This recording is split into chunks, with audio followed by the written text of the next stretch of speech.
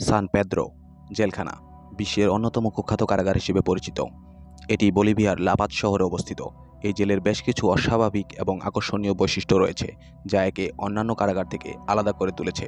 San Pedro jail সম্পর্কে সম্পূর্ণ সত্য তথ্য জানতে চোখ রাখুন কল্পনার ক্যানভাসে। আপনি কি ঘুমিয়ে পড়েছেন?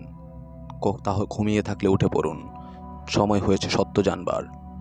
আজকে কল্পনার ক্যানভাসের মাধ্যমে আপনাদেরকে যে তথ্য দেওয়া হবে তা শুনে আপনাদের মাথাও ঘুরে যেতে পারে।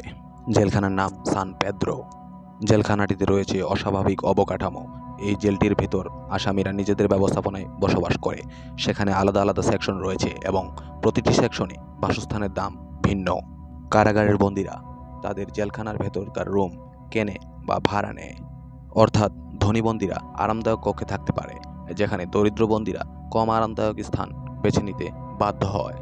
সান পেদ্রো কারাগারের মতো জায়গায় বন্দীরা সাধারণত জীবনের মতো কাজ করে, ব্যবসা পরিচালনা করতে পারে, এমনকি তাদের পরিবারের সাথে দেখা করার অনুমতিও পেয়ে থাকে। সেখানে দোকানপাট, রেস্তোরাঁ এবং অন্যান্য সুবিধাও রয়েছে, যা সাধারণ গ্রাম বা শহরের মতোই।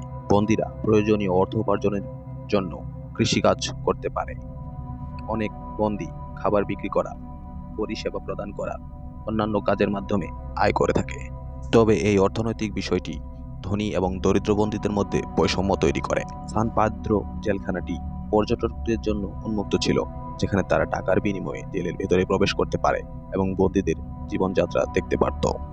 যদিও বা এটি নিষিদ্ধ, তবুও জেলটির রহস্যময় ইতিহাস এবং বন্দীদের জীবনযাত্রা নিয়ে আগ্রহ রয়েছে সকলেরই।